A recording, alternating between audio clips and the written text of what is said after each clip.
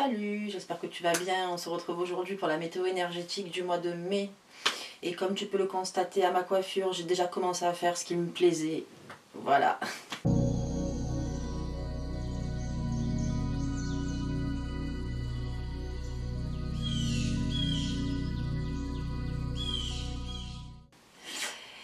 Et donc on va commencer avec l'oracle de la féminité sacrée, pour commencer.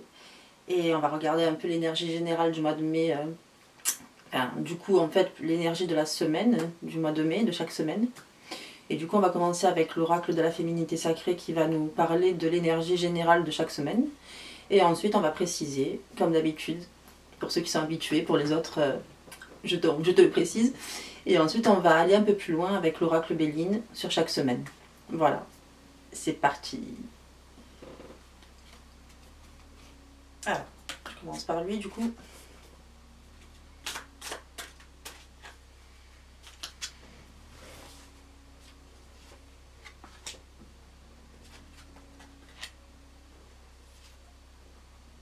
Il y en a deux qui sont tombés en même temps, donc je prends les deux. Alors, on va commencer sur la première semaine. Alors, on a la danse du yin et yang. Alors, cette carte, en fait, elle est très jolie, je trouve, déjà visuellement. Hein. On peut dire qu'elle a de la gueule. Je sais pas pourquoi elle me fait penser à David Bowie, moi. Voilà. Et donc, cette carte, elle parle justement de la notion d'équilibre. Donc, elle parle du fait de devoir être un peu le funambule de son destin, enfin de son existence, et de savoir retrouver l'équilibre entre le besoin de combativité, le besoin d'aller de l'avant, le besoin d'aller connecter avec l'énergie yang, hein, tout simplement. Donc d'aller voir de quelle façon on va pouvoir passer à l'action, passer dans le faire, et pas que dans l'être. Du coup, comment mettre en place tout ce qu'on a envie de mettre en place. C'est vraiment, je sais pas quoi, mais c'est quoi tout ce qu'on a envie de mettre en place. Et puis donc il y a le yin aussi qui va être plus dans l'écoute, l'observation, la contemplation, la douceur, l'introspection aussi. Et donc du coup avec cette carte, tu as vraiment cette invitation à aller vraiment connecter avec les deux, le yin et le yang, connecter avec ces deux forces qui sont tellement complémentaires et importantes pour trouver un équilibre dans notre vie, en fait, notre existence. Et là, ouais, tu vas vraiment être invité à connecter avec ces deux forces, c'est justement à utiliser ta partie yin, hein, du coup, pour pouvoir observer à quel moment tu vas devoir utiliser plutôt l'énergie yang, plutôt l'énergie yin. Donc vraiment te connecter à ton intuition pour savoir comment agir selon la situation face à laquelle tu vas te retrouver. Et c'est cet équilibre, c'est peut-être aussi parfois cette invitation à essayer d'injecter ce qui manque. Par exemple, si tu es dans une atmosphère que tu ressens un peu tendue, avec, je sais pas, tu sais, une tension palpable, une ambiance un peu bizarre, tu vois, un peu électrique, mais pas forcément apaisante. Forcément, tu me diras, quand c'est électrique, c'est pas apaisant, ça c'est normal, mais quand tu te retrouves dans une ambiance un peu compliquée comme ça, où tu sens qu'il y a une ambiance un peu de merde en fait, tout simplement, et bien là tu seras peut-être invité du coup à aller, toi, injecter du yin et de la douceur et quelque chose de plus doux et de plus apaisant pour justement contrebalancer en fait cette ambiance-là. Et puis à l'inverse, peut-être que si tu te retrouves dans une réunion ou un lieu où là les personnes sont plutôt vraiment toutes un peu, ouais, toutes dans leur monde, leur univers, dans leur introspection, un peu peut-être aussi dans les étoiles, tu vois. Alors j'adore avoir la tête dans les étoiles, c'est pas le souci, mais encore une fois, tout est question d'équilibre. Et si tu te retrouves donc dans une réunion où là les personnes, tu les ressens plutôt dans leur monde, dans la lune et dans leur intériorité, peut-être que là, injecter une énergie, peut-être que là, injecter une énergie yang, ça peut permettre de rééquilibrer encore une fois la chose et d'être dans une dynamique un peu plus active, hein, du coup. Donc c'est vraiment observer ce qui t'entoure et aller voir comment toi tu vas pouvoir rééquilibrer la chose. Et donc on va aller voir de quelle façon justement tu vas pouvoir rééquilibrer les choses, comment peut-être tu vas pouvoir te mettre à l'écoute de ton intuition, peut-être de quelle façon tu vas pouvoir agir selon l'énergie qui va nous entourer à ce moment-là. On va regarder ça avec le Béline, du coup.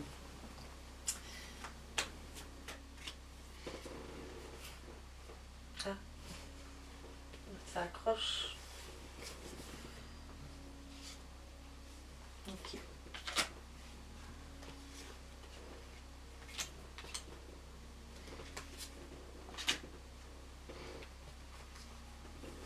Et nous y voilà. Alors, il y a déjà, je crois, dans cette première semaine, il y a vraiment ce truc où on te parle en fait du fait d'accepter en quelque sorte la malveillance ou en tout cas l'agressivité de l'autre. Et accepter, ça ne veut pas dire se laisser faire et se laisser bouffer, c'est plutôt, je pense, dans le sens se laisser traverser par cette ambiance peut-être parfois particulière que tu peux ressentir dans certains lieux. Donc là, peut-être un lieu un peu tendu où l'ambiance n'est pas au beau fixe, ou en tout cas tu n'as pas envie de rester pendant 4 heures parce que tu sens que tu vas pas te sentir très à l'aise, tu vois. Mais c'est te laisser traverser, mais sans non plus te laisser envahir par certaines ambiances un peu difficiles.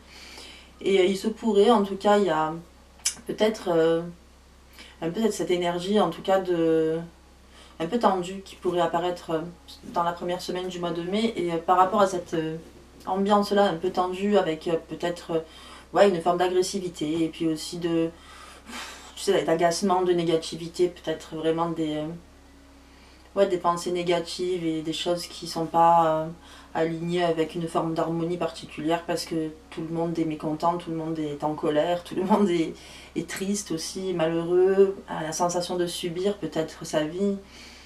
Et du coup, on est tous invités justement, si on ressent ce genre de choses-là, ce genre de sentiments, à se laisser traverser sans se laisser envahir et justement en utilisant les énergies du yin et du yang, à savoir quand il y a de la colère, essayer de chercher l'apaisement, et quand au contraire il y a vraiment une sorte de léthargie qui nous traverse parce qu'on est fatigué de ce qui nous arrive, de ce qu'on vit, et bien à ce moment-là c'est essayer de reprendre un peu acte de sa vie, reprendre sa vie en main et mettre des actions concrètes en place pour pouvoir le faire.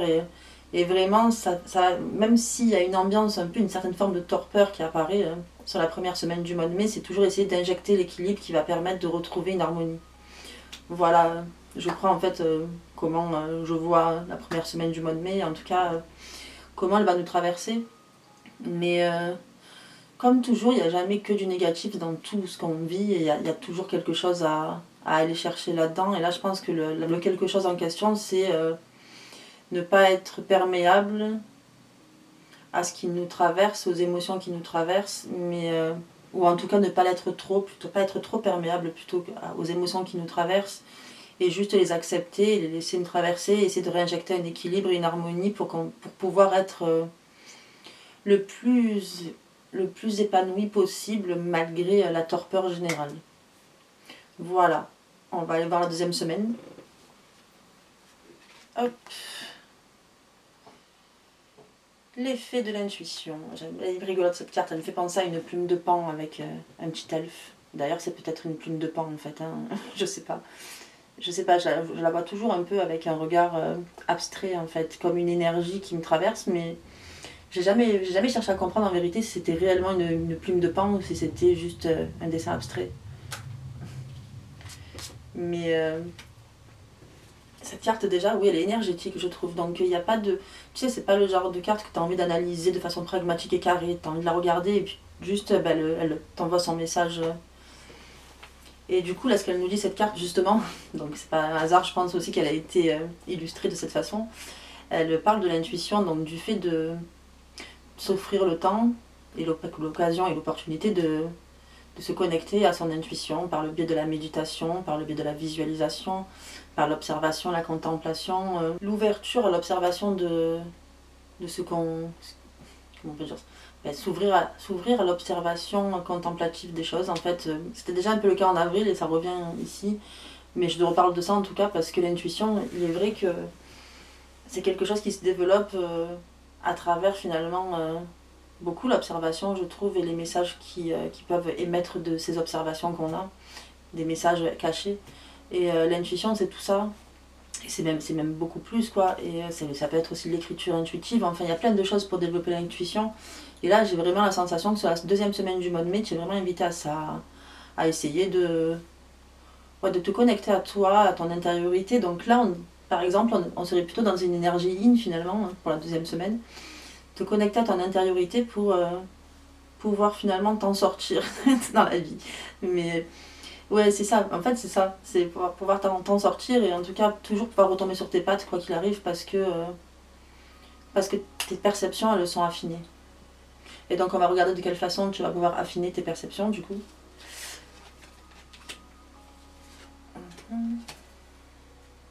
Alors on parle déjà de se faire confiance et effectivement c'est vrai, et l'intuition, je te l'ai peut-être pas dit, peut-être que j'ai oublié, mais l'intuition ça démarre par le fait de se faire confiance aux signes qu'on reçoit, faire confiance à la perception qu'on a de ces signes et pas croire que c'est juste le fruit de mon imagination et que finalement c'est rien quoi, c'est du néant. Ça peut arriver que ce soit du néant, je te dis pas que chaque truc que tu vas voir, chaque nuage dans le ciel qui aura la forme d'un ours te dira tu vas croiser l'ours des Pyrénées demain, tu vois, surtout si tu habites en région Provence-Alpes-Côte d'Azur comme moi par exemple. Mais en tout cas, c'est quand même oui, prêter attention aux signes et faire confiance à ta perception et à comment ça se joue à l'intérieur de toi, comment ça se joue dans tes énergies, dans tes différents corps, puisqu'on a, je crois, 7 corps, si je me souviens bien. On a le corps physique, le corps mental, le corps énergétique, et puis 4 autres que j'ai oubliés là tout de suite. Mais voilà, vraiment là, c'est se faire confiance et se laisser traverser par tout ça, par son intuition, se faire confiance et justement en se faisant confiance, tu vas l'affiner aussi, puisque tu vas moins passer ton temps à analyser si c'est vrai ou pas, mais tu vas plus finalement juste vivre en fait ce que tu ressens. Et du coup, oui, tu vas gagner du temps, on va dire. Et il y a vraiment, oui, se faire confiance et sortir un peu de ses habitudes, sortir de son quotidien, sortir de choses qu'on répète, tu vois, tout le temps, tous les jours, et toutes les semaines et tous les mois. Il y a, c'est presque une invitation à une sortie de zone de confort, mais pas forcément quelque chose d'inconfortable pour le coup, mais plutôt quelque chose d'inhabituel. Et là, du coup, sur la seconde semaine, ouais, c'est vraiment un moment où tu pourrais te donner la possibilité de vivre de nouvelles choses, de nouvelles expériences. Peut-être des choses qui t'ont toujours attiré et que tu n'as jamais pratiqué parce que tu as cru que tu n'avais pas le temps, parce que tu t'es dit je n'en suis pas capable, enfin peu importe. Comme il y a la notion de confiance aussi qui apparaît, peu importe, mais en tout cas, il y a cette invitation à aller court-circuiter un peu tes énergies qui sont habituées à vivre toujours la même chose pour pouvoir développer ton intuition. Parce que effectivement aussi ton corps et ton esprit, quand il va être face à une situation inhabituelle, il va se connecter beaucoup plus rapidement à tes intuitions que si tu répètes toujours les mêmes choses, que tu fais toujours les mêmes gestes. Parce que c'est répétitif, parce que c'est un peu robotique. Du coup, tu n'as pas forcément besoin de connecter à ton intuition. Tu sais exactement ce que tu fais, tout est contrôlé. Alors que si tu sors de tes habitudes, ton intuition, elle vient de façon automatique quasiment. Et là, c'est cette invitation à sortir de l'habitude pour connecter ton intuition, c'est parce qu'après, avoir une intuition de plus en plus affinée et de plus en plus développée, ça fait, tu sais, différence de niveau. J'aime pas trop ce terme, mais enfin, tu vois ce que je veux dire. Ça va te permettre à mieux appréhender les choses de la vie, les situations que tu vas peut-être traverser par la suite. Donc c'est intéressant de développer son intuition, je te le conseille fortement. Et on va voir la 3e semaine du mois de mai. Je sais pas pourquoi j'ai pris la voix d'un mec de fête foraine. J'ai pas compris, c'est pas grave. La croisée des chemins. C'est une girouette, je crois, si je ne m'abuse, mais c'est ça, une girouette. La croisée des chemins, c'est justement, ça rejoint un tout petit peu la 2e semaine du mois de mai, parce qu'il y a vraiment cette histoire aussi de choix. Et quand il y a un choix, il y a souvent justement une sortie d'habitude, quoi, puisque si tu fais un choix, c'est que, pourquoi que pas forcément en vrai. Bref, en fait, dans la croisée des chemins, il y a vraiment cette notion de choix qui apparaît. Et de justement faire confiance à ton intuition pour faire le bon choix, ou en tout cas, croire que tu vas faire le bon choix. Je m'explique. Cette carte, en fait, elle parle du fait que quel que soit le chemin que tu prendras, ce sera le bon. Donc évidemment, tu peux pas vraiment te tromper. C'est ça qu'il y a de chouette dans cette carte, c'est qu'il n'y a pas le chemin le plus horrible et dégueulasse, c'est le chemin le plus fun. C'est-à-dire que quel que soit celui que tu prendras, il est bon. Après, je pense qu'il y en a un peut-être qui est un peu plus confortable et un qui l'est moins. Ça, c'est possible, tu vois. Je vais me recycler en mec comment dire, qui donne des signes aux avions là par terre. Bref. Mais en tout cas, oui, il y a 2 choix à faire. Il y en a peut-être un qui est plus simple ou ouais, plus confortable ou plus rapide. Et puis il y en a un autre qui sera peut-être un peu plus long, peut-être un peu moins confortable, mais qui sera pas mauvais et qui sera pas non plus violent. Il sera peut-être moins confortable, mais pas dans une violence atroce. Voilà. Donc il y a vraiment cette invitation à faire ce choix-là et à faire confiance au choix que tu feras, parce que celui que tu feras sera le bon, parce que ça sera celui dont tu as besoin et ton inconscient le sait. Donc tu feras forcément le choix dont tu as besoin par rapport à ce que tu as besoin d'expérimenter, de vivre et d'apprendre, sûrement. Donc on va regarder de quelle façon justement tu vas pouvoir opérer à ces choix et peut-être aussi quelles seront la nature de ces choix. Peut-être qu'on peut déjà avoir une forme d'indice grâce aux cartes du Béline, j'entends, évidemment. Alors, ok, des merveilleuses cartes. Alors je te montre pas les Bélines, mais si tu veux je peux te les montrer. Mais bon, c'est de merveilleuses cartes, ennemis et maladies. Voilà, on est vraiment dans... Il y a 3 secondes, je te disais non, mais il n'y a pas de mauvais chemin, ne t'inquiète pas, machin, il y a forcément un bon chemin. Puis là, t'as ennemi, maladie. Mais en vérité, je pense que l'ennemi à maladie, c'est pas quelqu'un de l'extérieur, ça te concerne à toi. C'est quelque chose où il y a plutôt justement encore une fois, cette notion de surmonter son pire ennemi, à savoir soi-même, parfois, et essayer d'aller au-delà de la petite voix un peu malveillante en fait, et un peu autodestructrice qui parfois émerge de notre esprit et qui vient tout saboter nos projets, nos envies, nos rêves, parce qu'elle va venir te dire non mais tu n'en es pas capable, non mais c'est pas une bonne idée, non mais c'est dangereux, non mais c'est pas sécurisant pour la suite de ta vie, mais qu'est-ce que tu vas faire, tu vas te retrouver à la rue, enfin cette voix là, c'est la voix de la peur un petit peu, mais de la peur de l'extrême, c'est-à-dire que la peur incontrôlée et incontrôlable. Et l'ennemi là c'est toi, et justement on te parle avec maladie qui apparaît en seconde, on te parle du fait de faire le choix, en tout cas quel que soit le choix que tu feras, en tout cas essayer de court-circuiter justement cette petite voix qui te rend malade, c'est pour ça qu'il y a la maladie qui apparaît derrière, c'est court-circuiter cette petite voix qui fait que des fois, pour moi, là, le regret, par exemple, c'est une maladie.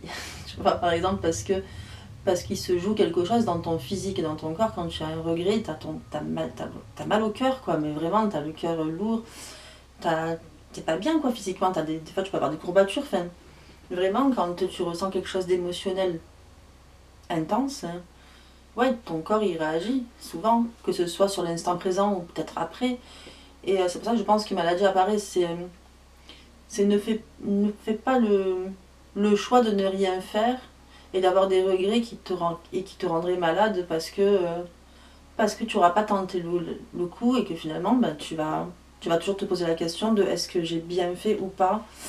Et justement dans cette croisée des chemins là, quand on te dit quel que soit le choix que tu feras, il sera le bon, ça veut dire à partir du moment où tu en fais un, en vérité. Si tu fais aucun choix et que tu restes immobile là où tu es, que tu prends aucune des voies qui t'est proposée, ouais, tu pourras te considérer comme ton pire ennemi, même si évidemment ça sera temporaire et que tu peux toujours arranger les choses, c'est pas quelque chose de définitif, mais à ce moment-là, tu te seras comporté comme ton pire ennemi, celui qui vient te saboter et mettre même ton physique et ton état mental dans un état ben, difficile, quoi. C'est pour ça, je pense qu'on peut voir la maladie ici. Donc, c'est ce qui te reste à faire. Il y a de fortes chances que chacun d'entre nous traversions la possibilité d'avoir 2 choix. Prenons-en un des 2 et ne restons pas dans l'immobilité. Voilà ce que tu es invité à vivre sur la 3e semaine du mois de mai. Et on va aller voir la dernière semaine du mois de mai. Eh oui. Et alors, on a les gardiennes de la joie.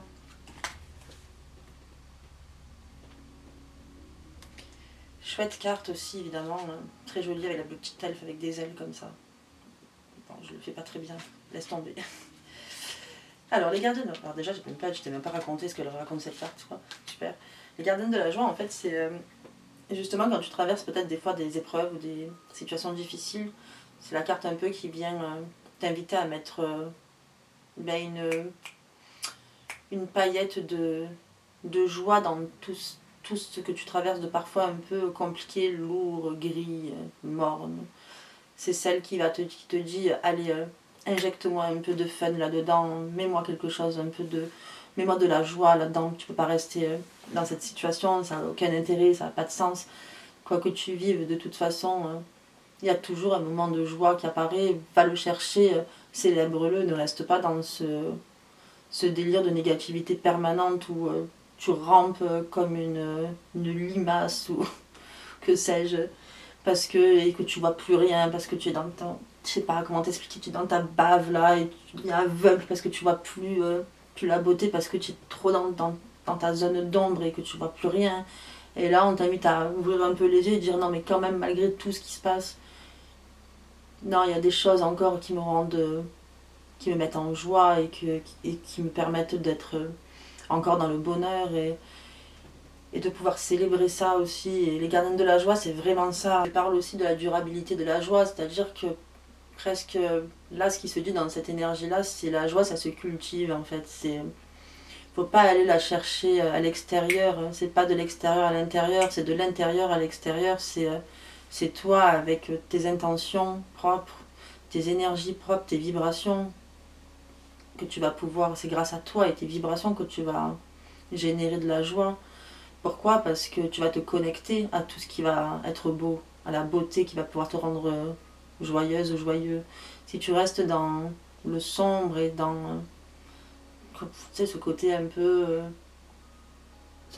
pathétique ouais, la limace là qui bave, quoi, tu vois, si tu restes dans cet état de limace qui bave, j'ai rien contre les limaces, hein, voilà, j'ai pas de. Parce que je sais pas pourquoi quand j'en croise une, j'ai vraiment cette sensation que cet animal n'est pas heureux. Peut-être que je me trompe et que tant c'est l'animal le plus heureux de l'univers, hein, j'en sais rien, mais j'ai cette sensation que, voilà, que la limace ne kiffe pas trop sa vie, mais peut-être que je me trompe, j'en sais rien. Mais en tout cas, c'est sortir de cet état de limace baveuse pour peut-être essayer d'ouvrir les yeux, de les faire briller et de réinjecter toute cette lumière à l'intérieur de soi pour après la partager, en tout cas qu'elle se répande, qu'elle rayonne, quoi. Et ça vient de l'intérieur, ça. Donc c'est vraiment cultiver cette joie-là et quoi qu'il arrive en fait, quoi qu'il arrive, quoi que tu traverses, quoi qu'il advienne, même si parfois les épreuves sont terribles et que tu as besoin de passer par des périodes de profonde tristesse pour pouvoir après émerger. C'est normal, il y a vraiment des périodes où tu ne peux pas faire autrement et ça c'est absolument compréhensible.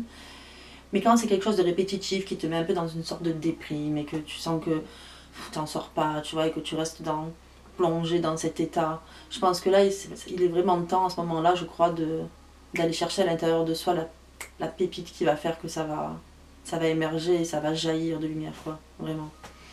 Donc on va regarder comment on va pouvoir cultiver cette joie du coup. Alors je sais pas pourquoi je les ai tournés avant, bon c'est pas grave. Déjà on parle du fait d'être généreux, c'est-à-dire de faire preuve de générosité envers les gens qui nous entourent. C'est pas forcément la générosité matérielle, ça peut être aussi une générosité d'écoute, quoi, qualité d'écoute pour quelqu'un qui a besoin de parler. Ça peut être aussi une qualité de, je sais pas, faire un compliment à quelqu'un, c'est de la générosité. Parce que déjà, c'est pas forcément facile de faire des compliments aux gens. Il y a des gens qui sont pas prêts à recevoir des compliments et c'est pas qu'ils aiment pas ça, c'est qu'ils n'ont pas l'habitude peut-être. Et puis quand tu leur fais, ils savent pas si tu es sincère ou pas. Enfin, il y a des gens pour qui c'est compliqué, il y a l'engrenage qui se met en marche. Hein. Ils se demandent pourquoi, est-ce qu'il y a un intérêt derrière. Et justement, là, c'est l'invitation à se foutre un peu de ce que la personne pense, mais en même temps y aller avec la qualité pure du cœur. C'est-à-dire y aller avec pureté, tout simplement. Et c'est vrai, ça peut être cette générosité-là, en tout cas, celle aussi de faire un compliment à quelqu'un, de gratifier quelqu'un, de le féliciter pour quelque chose. De le faire avec sincérité et pureté, par contre, ça, je pense que c'est évident, mais c'est important, il ne faut pas le faire pour dire tiens, j'ai fait un compliment, c'est bon, check, c'est bon, j'ai fait le devoir, quoi. Non, c'est le faire avec la qualité du cœur et l'authenticité, la sincérité. Et puis évidemment, il y a encore cette notion-là, un peu comme sur la seconde semaine du mois de mai, de se dégager de ses habitudes et de cette roue d'hamster dans laquelle on continue à courir sans arrêt, sans arriver à se dire, tiens, peut-être qu'il y a autre chose en fait autour. Et donc arriver à sortir de ça, à se dégager un peu de ses habitudes et même se dégager, je dirais, de parfois l'ambiance trop monotone et morne et triste que tu peux croiser peut-être trop quotidiennement dans ta vie.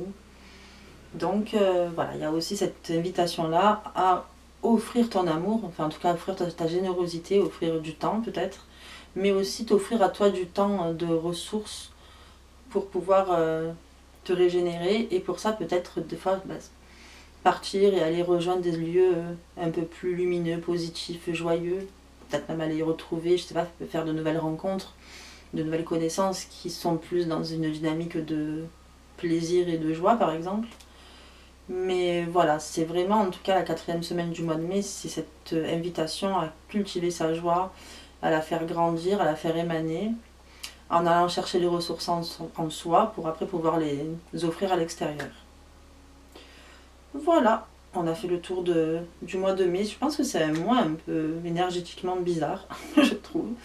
Il est quand même bizarre parce que j'ai l'impression en fait que quand j'observe, je fais un peu le résumé, enfin en tout cas quand je fais le résumé dans la synthèse dans ma tête en tout cas de ce mois de mai, je me dis j'ai l'impression que ça sent la merde, mais que justement dans cette merde-là, il faut qu'on arrive à cultiver la magie et la beauté.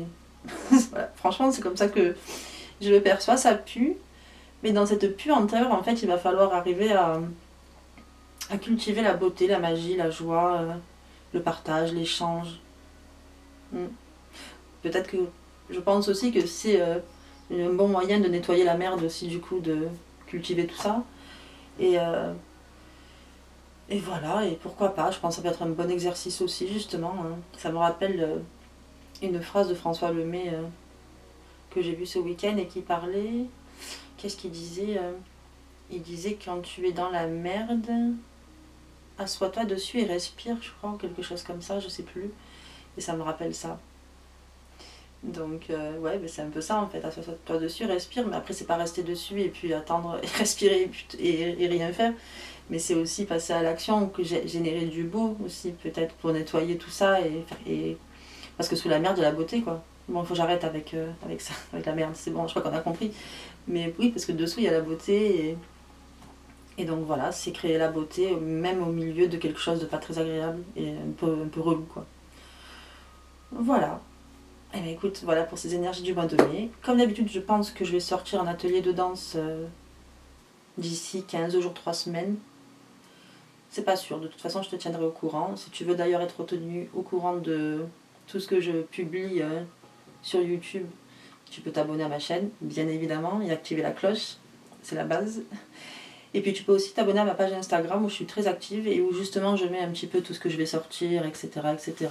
Donc, et puis en plus sur ma page Instagram aussi, je propose des guidances gratuites. Donc si tu veux jouer, enfin si tu veux participer à ces concours, il te suffit de t'abonner à ma page Instagram. Voilà, je te fais plein de bisous et je te dis à très bientôt.